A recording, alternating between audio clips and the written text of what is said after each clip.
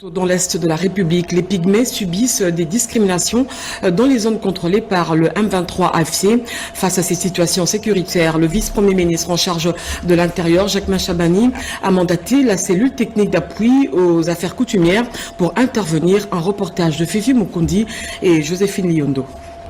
Dans les territoires sous occupation rwandaise par le groupe armé M23 AFC, la situation des peuples autochtones pygmées se détériore de manière alarmante. Marginalisées et victimes des discriminations systémiques, ces communautés sont brutalement privées de leurs terres ancestrales, de leurs forêts nourricières et de leurs moyens de subsistance traditionnels. Les peuples pygmées subissent la maltraitance, des tueries, des viols, des vols et beaucoup plus l'expulsion. Au niveau du parc des Kaozi-Biega, par exemple, les peuples pygmées qui ont été expulsés de leur milieu naturel. C'est leur terre, ils sont habitués à vivre là-bas. Ils n'ont pas accès aux soins médicaux qui est un droit le plus fondamental d'un être.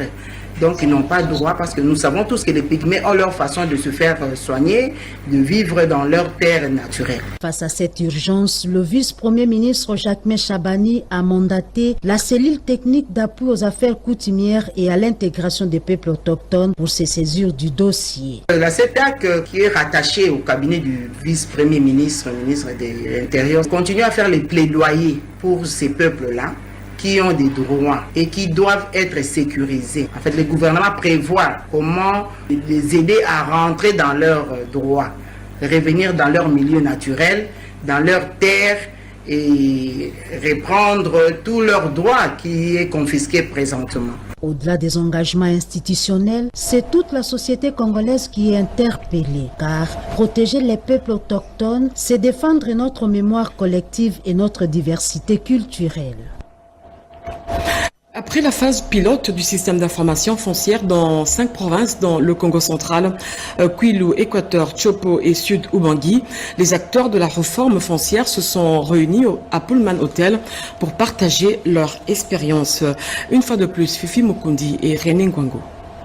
Une avancée majeure dans la sécurisation des terres des communautés locales et autochtones en République démocratique du Congo. Les organisations non gouvernementales et les experts du ministère des Affaires foncières se sont réunis dans le cadre du projet d'appui aux droits et aux moyens de subsistance pour le développement, les climats et la conservation. Une vision commune émerge, garantir les droits fonciers des communautés locales et peuples autochtones tout en réduisant les litiges et les fraudes. On ne peut pas imaginer le foncier dans la paix, dans le développement, sans les périurbains. Et ces terres-là, nous devons les sécuriser en termes du système